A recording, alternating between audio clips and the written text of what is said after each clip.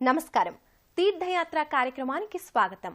ఎన్నో విశిష్ట ఆరామాలకు గోదావరి నది తీర్థంలా అమరి అద్భుత తీర్థయాత్రా స్థలాలు ఏర్పడ్డాయి. అంతటి పరమ పవిత్ర గోదావరి నదీ తీరాన వెలిసిన మరో శివాలయం పశ్చిమ గోదావరి జిల్లా కుక్కునూరు మండలంలోని పెదరావిగూడెం శ్రీ పార్వతీ సమేత కేదారేశ్వర స్వామి ఆలయం. శంకరగిరి మాన్యాలు అనే నానుడికి కారణమైన క్షేత్రం ఈ శంకరగిరి పర్వత ప్రాంతం. విలక్షణ విగ్రహ రూపునిగా శివయ్య దర్శనమిచ్చే అపురూప దేవాలయం ఇది. నేటి తీర్థయాత్రలో ఆ పార్వతీ కేదారేశ్వరులను దర్శించుకుని తరిద్దాం.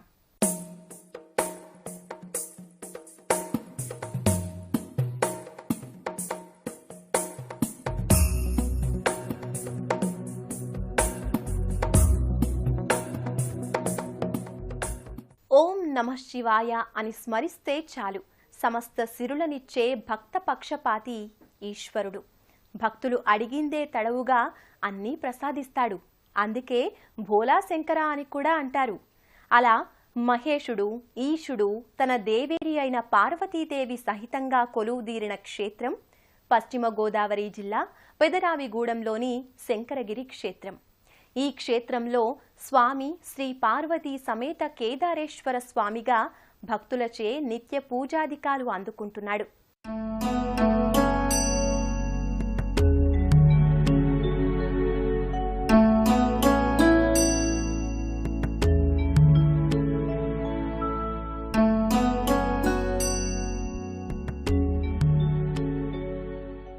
సర్వసుగంధ సులేపిత లింగం బుద్ధివిర్ధన కారణలింగం సిద్ధసురాసుర వందిత లింగం తత్ప్రణమామి సదాశివలింగం. పరమశివుణ్ణి ఇక్కడ కేదారేశ్వర స్వామిగా పిలుచుకుంటారు. హిమాలయ పర్వతాల్లో మంచులింగ దేవునిగా కేదారేశ్వరుడుంటాడు. ఆ స్వామి వలె ఈ పెదరావిగూడెం కేదారేశ్వరుడు కూడా మహిమ కలవాడే.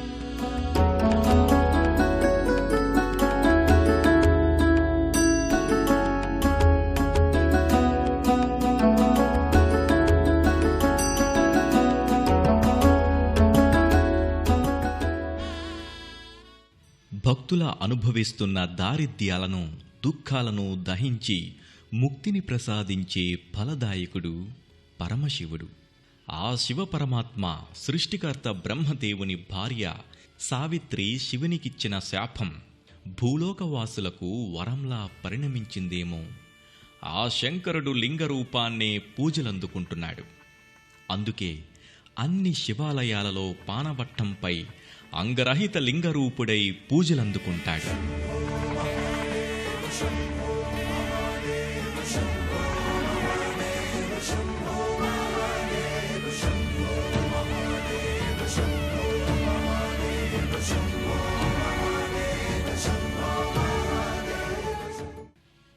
ఆ శంకరగిరిపై నెలకొన్న శంకరుడు పానవట్టంపై తెల్లని విభూది లింగంగా ఉంటాడు. ఆ వెనుక ఓ విలక్షణ విగ్రహ రూపాన కూడా నిలబడి ఉంటాడు. 4 చేతుల శివయ్య త్రిశూలం శంఖువు 2 చేతులలో పెట్టుకొని మరో చేత అభయం ఇస్తూనే 4వ చేతితో తన లింగ స్వరూపాన్ని ధరించాడు. ఇంత విలక్షణమైన విగ్రహ దర్శనం మరెక్కడా దొరకదు. సురార్చితలింగం నిర్మల భాసిత శోభితలింగం జన్మజ దుఃఖ వినాశకలింగం తత్ప్రణమామి సదాశివలింగం.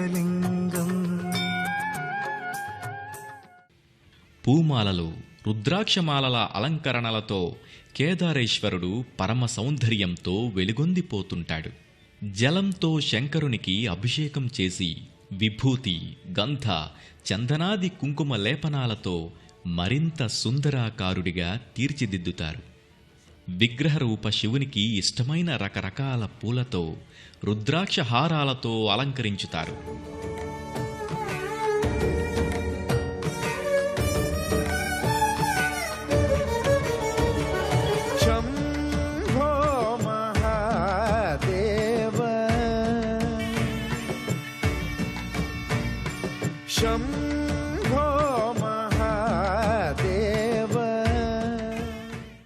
గర్భాలయ శివమూర్తికి శివలింగానికి నిత్య పూజోత్సవాలు మొదలవుతాయి. ముందుగా జలం, క్షీరం, ఘృతం, చక్కెర, ఫలరసాలతో శివప్రతిమకు, శివలింగానికి అభిషేకం చేస్తారు. ఆ తరువాత శివస్థుతితో, మంత్రోచ్చారణలతో చేసే అర్చనలు, ఇచ్చే హారతి, నీరాజన సేవ భక్తులను మిన్నంటిన శివభక్తితో పరవశింపజేస్తోంది.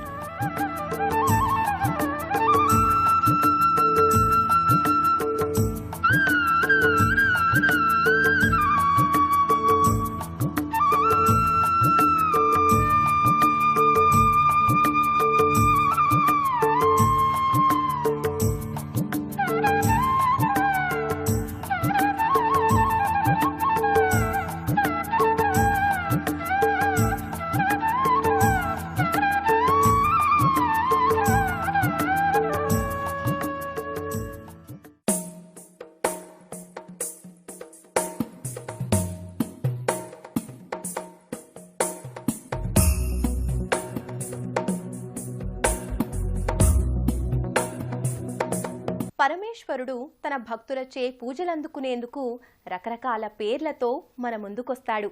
నీలకంఠుడు, గంగను తలపై ధరించిన గంగాధరుడు, పార్వతీ అంబతో కలిసి కనిపించి సాంబశివ అనిపించుకుంటున్నాడు.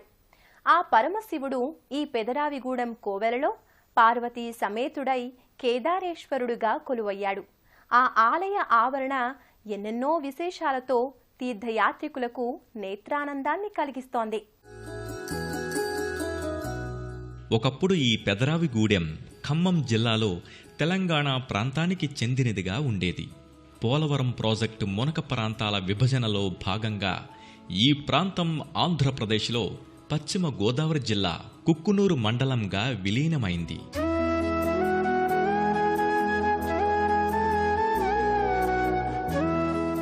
గోదావరి నదీ తీరాన గౌతమి మహర్షి తపోఫలంగా ఈ ఆలయం, ఈ కేదారేశ్వర స్వామి సాక్షాత్కారమని ఇక్కడి పెద్దలు చెబుతారు.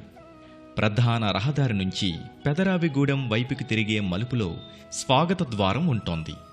దానిపై శివపరివారం వర్ణరంజిత విగ్రహాలుగా కానవస్తాయి.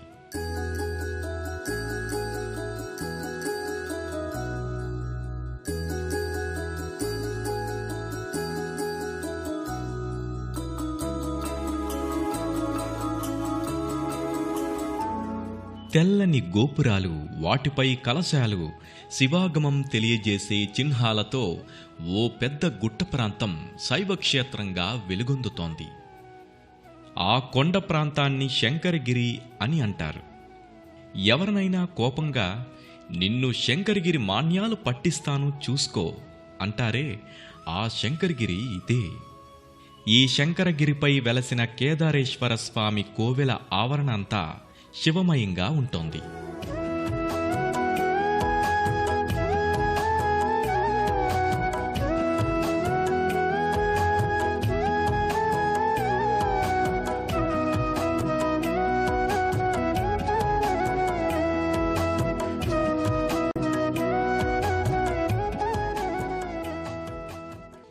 త్రిశూలంతో అలంకృతమైన పెద్ద ధ్వజస్తంభం భక్తులను ఎంతగానో ఆకర్షిస్తోంది.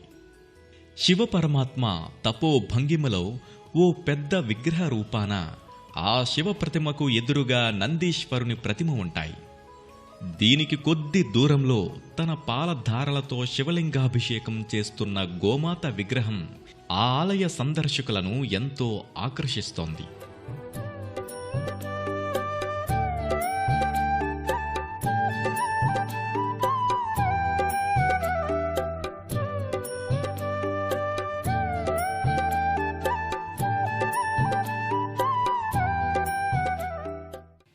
మరోవైపున రుద్రాంశ సంభూతుడైన హనుమంతుని విగ్రహం అభయమిస్తున్న రీతిలో ఉంటోంది.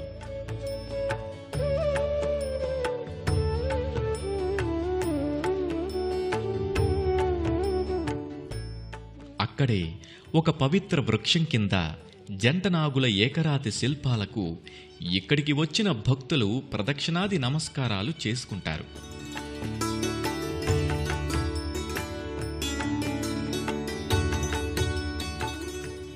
మరోచోట చతుర్భుజి అయిన సరస్వతీదేవి వీణాపాణిగా భారీ విగ్రహ రూపాన దర్శనమిస్తోంది.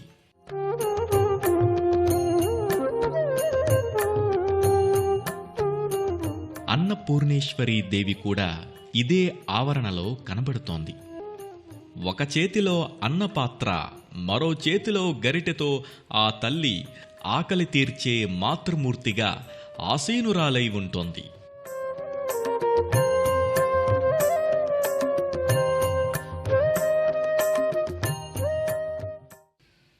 ఆలయ కోనేరు మధ్యలో సమున్నత పీఠంపై తనకు తానే అభిషేకించుకుంటున్న శివప్రతిమ ఒకటి ఉంటోంది.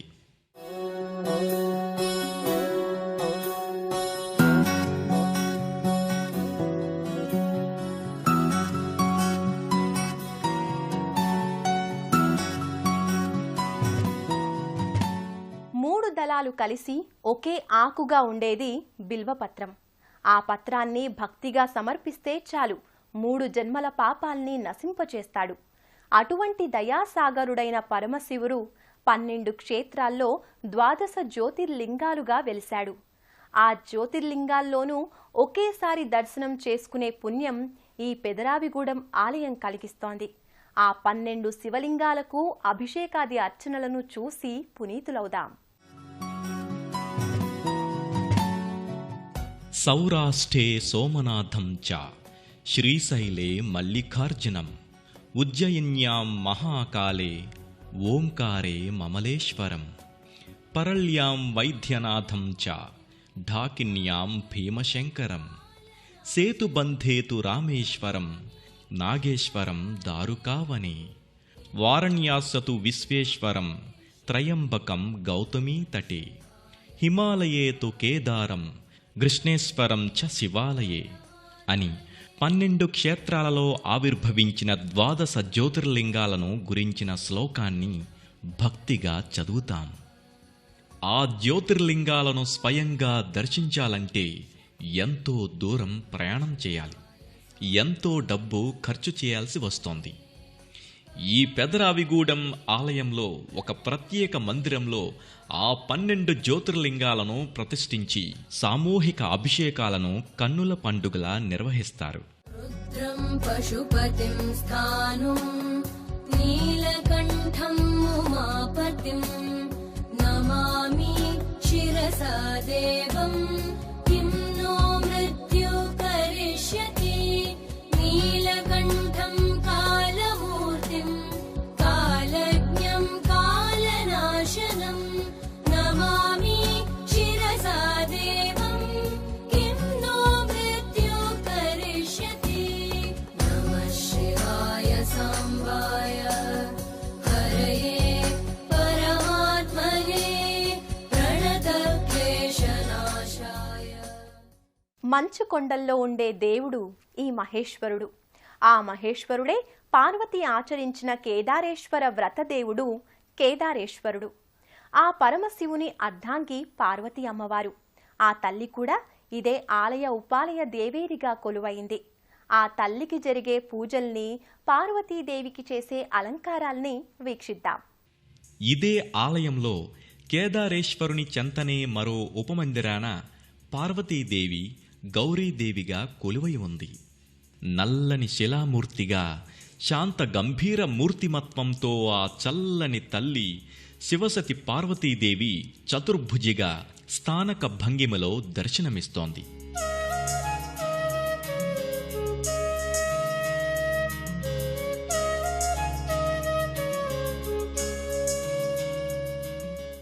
పట్టు పుట్టాలతో తీర్చిన కనుదోయతో కిరీటధారి అయి దర్శనమిస్తోంది. నయన మనోహరంగా ఆ యమ్మ దర్శనమిచ్చి భక్తులను సంతుష్టులను చేస్తోంది. ఆ దర్శనం నిజంగా పరమ పావనమై భక్తులకు జన్మజన్మల ఫలాల్ని ప్రాప్తింపజేస్తోంది.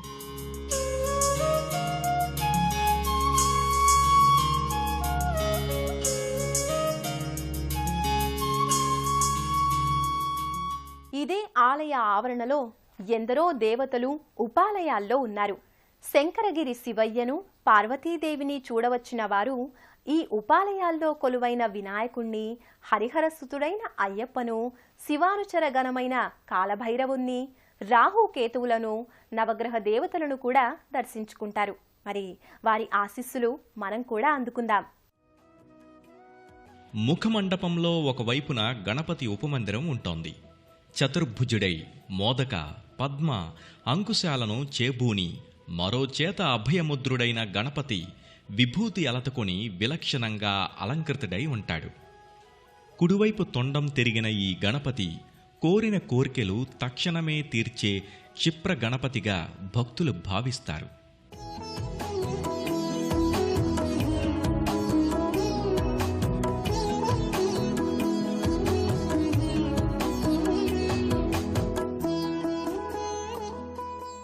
విష్ణువు మోహిని అవతారుడుగా ఉండగా లోక కళ్యాణార్థమై శివుని పుత్రునిగా మోహిని సుతుడుగా అయ్యప్ప అవతరించాడని పురాణాల వర్ణన. ఆ విలక్షణావతారుడు శివకేశవుల పుత్రుడుగా హరిహర సుతుడుగా కీర్తించే అయ్యప్ప స్వామి ఒక ఉపమందిరంలో అతి మనోహర రూపుడై పట్టాబంధ ఆసన భంగిమలో దర్శనమిస్తాడు. హరిహర తనయ శబరిగిరీశ పందళ రాజా పంపావాస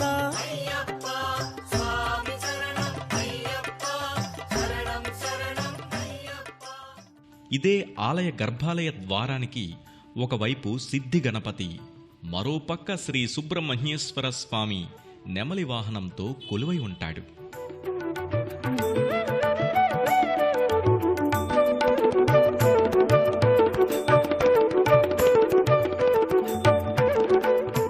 రుద్రాంశ సంభూతుడైన ఆంజనేయ స్వామి ఇక్కడ అభయాంజనేయ స్వామిగా మరో ఉపమందిరంలో దర్శనమిస్తాడు.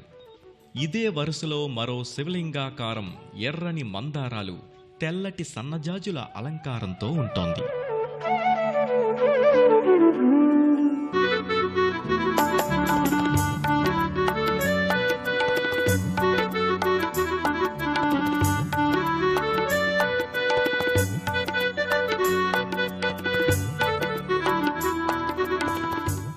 మానవ రూప మాధవుడనిపించుకున్న శ్రీ షిరిడీ సాయి ఈ ఆలయంలో సాయీశ్వరునిగా ప్రతిష్ఠితుడయ్యాడు. పాలరాతి మూర్తిగా సాయిబాబా భక్తజనులు నీరాజనాలందుకుంటున్నాడు.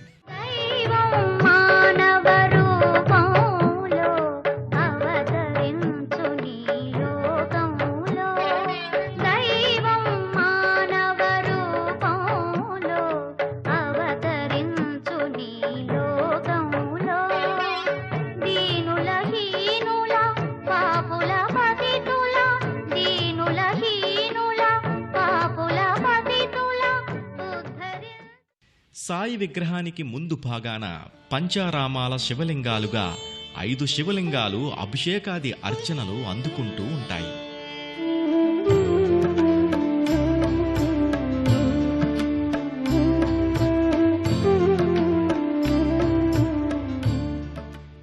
శివుని అంశతో ఆవిర్భవించిన కాలభైరవ స్వామి నిండైన విగ్రహమూర్తిగా మరో ఉపమందిరాన ఉంటాడు. ఆ పక్కనే రాహుకేతువుల జంట విగ్రహాలు దర్శనమిస్తాయి.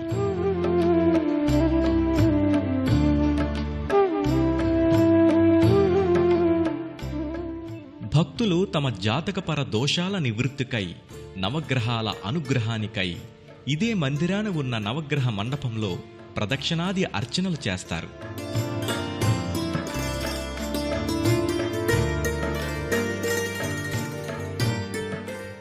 ఈ ఆలయావరణ మునీశ్వరుల యోగీశ్వరుల తపోస్థలి. అందుకు తార్కాణంగా సత్యానంద జోగేశ్వర అవధూత తపస్సు చేసిన గుహ వంటి ప్రదేశం నేటికీ పూజనీయంగా ఉంది.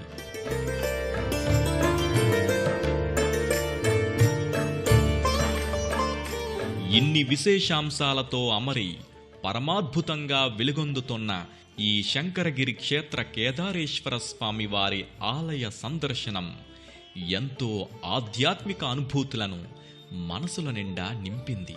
పునర్దర్శన ప్రాప్తి అనుగ్రహాన్ని కూడా వసంగి పంపుతుంది.